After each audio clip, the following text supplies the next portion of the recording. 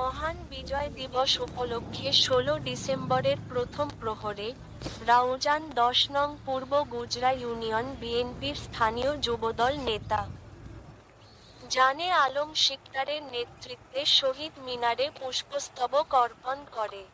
এই সময় জানে আলম শিকদার তার বক্তব্যে বলেন, স্বাধীনতার মহান ঘোষক ছিলেন বিএনপির প্রতিষ্ঠাতা শহীদ প্রেসিডেন্ট জিয়া রহমান। আজকে বাংলাদেশ স্বাধীন হয়েছে, এই স্বাধীনতাকে আওয়ামী লীগ ব্যবসায় পরিণত করছে।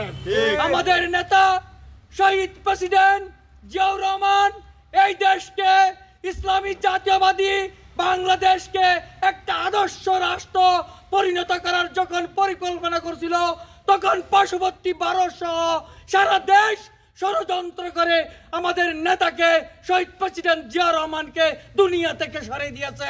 এটা দেশি বিদেশি ষড়যন্ত্র, এর সাথে ছিল আওয়ামী লীগ।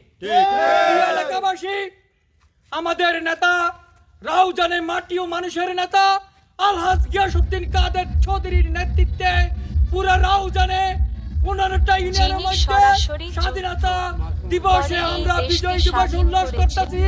কারো কাছ থেকে কোনো চাঁদা নিয়ে নয়, আমাদের নিজস্ব অর্থায়নে আমরা এই বিজয় দিবস প্রয়োজনে দেশের শত্রুর বিরুদ্ধে আবারও যুদ্ধে নামব।